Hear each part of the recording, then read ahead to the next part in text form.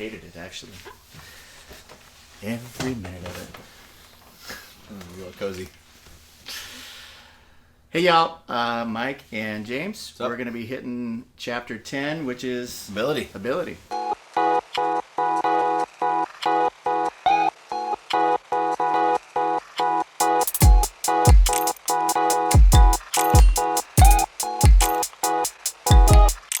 In this lecture and conversation with James A.V., we're going to stay in this area of individual characteristics, what we bring to the table or what our employees bring to the table. And we just talked through one of those components. Part of the group of the things that people bring to the table are their personality and their cultural values. The next thing we bring to the table and our focus here is going to be on ability. Now, the abilities that we have are our relatively stable capabilities that allow us or enable us to perform groups of related activities. And these are things that certainly can be enhanced through training, but you can't create the existence of them. These are relatively stable things within us. So James used the example a while back of, becoming the linebacker for the Seattle Seahawks. He said, well, probably not going to happen. I don't have the ability to grow another X amount of inches, right? Can't go from 5 foot whatever to 6 foot whatever. That's just not in his capability.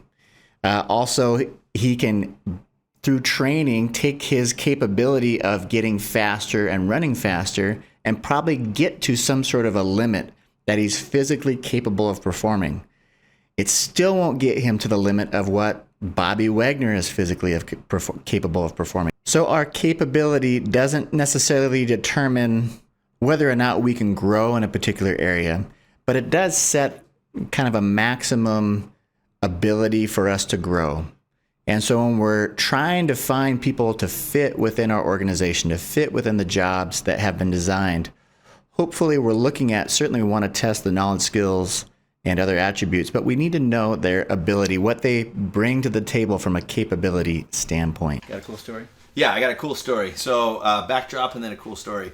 So one of the things that we focus in on is, one of the things, I'm going to snuggle here. Mm-hmm. One of the things we focus in on in management overall and OB in particular is performance, right? Yeah. So you go, okay, so what are the ingredients to performance? Ability, effort, and support are kind of how I think about it. So if you have crazy ability, I had this kid. P equals A times E times. There's that. Yeah. Yes. Yeah. So effort is just kind of motivation. So I want someone who has the abilities, and that's a hiring issue. Right. I want someone who puts forth effort, and that's shared responsibility. That's a manager issue. And then I support them. I give them the training they need, the equipment, all that kind of stuff. There was a kid who I graduated high school with, and as a sophomore, did you in your gym, did you have volleyball and basketball in the same gym? Yeah. Okay. So there's the red line, which is the back of the volleyball. He was dunking it from the red line as a sophomore.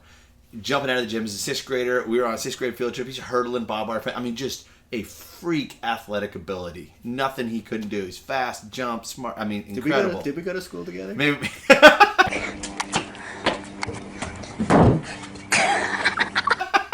His name was no, and completely shattered home life, and did not finish one season. Dropped out of school as a junior. I remember thinking, what happened? Like the whole package was there. No, it wasn't. 1/3 of the package was there, and it was just ability. The effort was weak. The support, terrible context. So we think about that, right? When someone's coming in, we think about if we hire an absolute idiot, a motivated, supported idiot is still an idiot. So there's got to be minimum. I know it's harsh. A minimum threshold on each of them. Harsh. But thinking about ability, there are different types of ability. So this is the story. I got invited to go down to Ecuador, and it was at a time when they had 4 different presidents, or basically national leaders, in 6 years, and they had all come from military coups, each one of them. And a group of researchers, and then kind of PR people like newspapers that control the masses down there, right? Or at least they did at the time. I don't know how it is now. And they said, like, we don't want to do this anymore. Like, how do we shift different? So we each brought down our little bit and met with all the politicians and everything. But one of the guys who came with me is a guy named Ron Riggio, who's down at Claremont in California. And he did a study on multiple intelligences. And I think it fits in with this really well, the idea of this cognitive ability, affective ability, physical ability, etc. And his example was NFL running back. So just think like Marshawn Lynch, right? Got it. And I don't know, Marshawn Lynch might be a freaking genius. I have no idea. And when you ask him questions about context, you've seen him in videos, right? Seems like a cool guy. Ask him questions about national context or something. That's not his jam. But when you ask him to read a defensive backfield, it's freaky. Like I've seen a couple of interviews where you're going, that guy just sees stuff that nobody else can see. And he says, well, this guy was coming in, at this angle, and I knew if I just hit him off my left hip, I could spin. At that point, my momentum would be taking me away from this guy, and he's reading it and saying what his body's going to do, and then his body does that exact thing. So it's the idea of kinesthetic intelligence. So we have to be careful not to lump ability in one broad category and say, able person or not. I have to go, what kind of ability does this job need to max out? Right. What do we really, really need here? I think of it like someone at the end of an airplane line, Boeing experience, and certifying this airplane for flight. Right. I don't want an optimistic person right there. I want someone really strong in terms of cognitive ability, really strong in terms of a conscientious personality, and I don't want them to be super friendly. Right. I want them to, if there's a question, don't say, it'll probably be okay. Right. So anyway, that's all. Do the job analysis, figure out what abilities are most important. Okay, then the question is, how... I love that look. You're like, Sounds simple. Yeah. Do the job analysis. No different than, Yeah. if you're doing interviews, you want a good trained interviewer. If you're doing Yeah. personality assessments, you want somebody who's well-trained at personality assessment, all that stuff. That particular assessment. And knows the correlation between that and performance and what they're looking for and how to administrate the test and interpret the results. Job analysis. Yeah. It's really easy to go out there. Well, actually, it's hard just to collect the data. Yeah, it is hard. Yeah. Yeah, just even the Multi-source, task, multi-method data, all that it's stuff. tough. Yeah. At the end of the day, though, you need to boil that down to KSAOs, right? Knowledge, skills, abilities, other attributes that you're looking for that are highly correlated with success in the job. How good are organizations at doing that? No. For a million reasons, and some of them good reasons. But let's get into it for a minute. The only reason I bring it up is because we talk okay, that's Oh, great. it's so simple. Here's we what want to do. this ability. Yeah. Do you really? Yeah. Is that the ability that you need to predict performance? Right. There's some things you can do. It's called concurrent validity and predictive validity, right? So you can assess different abilities and people come in, and then if those who you think have this quote unquote ability, if they end up to be rising stars, then you go, oh, okay, that ability works. So there's ways to do it. If you do a good job at advancement. If you do a good job of advancement And measuring performance performance. management, pay and everything else, it's complex. Yeah. But one of the big ideas, I think, excuses for not doing good job analysis is the rapid change in jobs. Oh, dude. So if you're in an environment where this is how we do it, no tools or technology have changed this for 10 years, let's say, okay, go do a job analysis because you might get another 10 years out of it. But when Amazon goes and builds a new warehouse and the whole thing is automated different than the last warehouse they built 3 years ago, it's like, well, that job analysis isn't going to cut it. And you have to do another one in 6 months when you build another warehouse. So if you can... We have a high variance of equipment. You have 10 pieces of equipment. You have 4 different locations, whatever. And it slows down and managers get concerned. Why are you asking all these questions? Yeah, for sure. But if you can do it, I mean, I think I wouldn't even necessarily care about a student trying to tease out different abilities in different jobs. I think the big idea is what's critical on this job, and is there some kind of ability connected to that? What's the best predictor of ability, James? Or best predictor of future performance? Oh, past performance. There you go. That's why we asked, have you ever done? Behavioral questions. Oh, geez. Tell me about a time when. Yeah. I want to make sure we take a quick pause from the conversation to focus on a few key terms. Those terms that have to do with different types of abilities.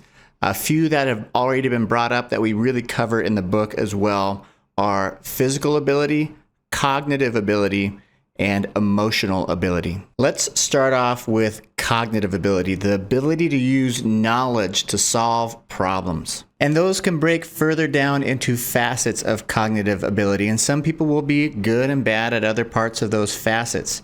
Just because somebody is cognitively highly capable in one area doesn't mean that they are in another. And we know that. I mean, all of us kind of know that, but we sometimes get biased and go, wow, that person's really smart because they can do these specific things. Well, that just means that they're smart at those things. We don't know if that correlates to other parts of their intelligence or their cognitive ability as well.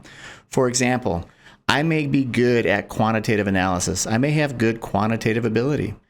Something that I didn't think that I had early on in my career, but the more that I saw the utility of that skill set, the more it kind of engaged my desire to learn, and it showed that I had the ability to do it. Reasoning was strong. There were a few other areas that were really, really strong, but spatial visualization, like the ability to map out a physical kind of location and do all that stuff, I stink at it. It's just not my wheelhouse. That's why I'm not an architect. It's why I'm not a physical process designer. I can think through other types of processes, but when it comes to like, for example, I've got to organize my backyard. I cannot visualize that for the life of me. Once we get it there, I can kind of do things and probably do it well based off of how people place it. But man, once we start talking about, well, where should this go and where should that go? I have zero capability to close my eyes and imagine what would be good and why it would be good there.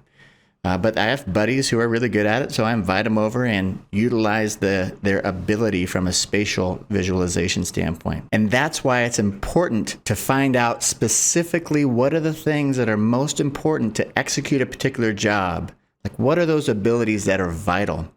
And make sure that we put into our hiring practices selection processes that focus on finding those things out about our candidates. And we can go on and on about physical ability and emotional ability. I do want to hit one thing with physical ability really, really quick. It's pretty obvious that they are the physical needs that are needed from an ability or a capability standpoint in order to execute certain tasks or obligations within a job. And it's really important to, one, identify those so that we can select for them. It's very important. I've had jobs where we required people to lift 150 pounds. They had to do that in a way that was also in a flexibility way. So some people could lift it, they just couldn't lift it and turn it and move it. And that's a whole other ability. So we would put in tests and selection criteria for those, to be able to select for those and filter in the capable people. But also we need to identify those that are essential functions of the job. For those of you who are going to be in human resources or need to take a human resources class, that should sound really familiar. It falls under the ADA, or Americans with Disabilities Act. And there's other state and local laws that it applies to as well. But essential function means that they are kind of the core reason why the job exists. So if we're going to put required qualifications for our selection criteria on a particular job, those required qualifications should be focused on essential functions of the job. Well, that's all we really wanted to hit on with ability. It's pretty straightforward from a definition standpoint, and then from a defining your needs standpoint. All those things are straightforward. The only thing that I would note is that it is difficult to actually identify these things, and you can't identify all of them. So what you should focus on when you're doing job analysis is you should focus on the vital few. What are the things that are most important to getting the job done? And those are the things that we're going to make sure are in our selection process to make sure that people have the capability to perform those tasks should they be required to when they start in this position. And like usual, if you need anything, please feel free to reach out. We'll talk to you later.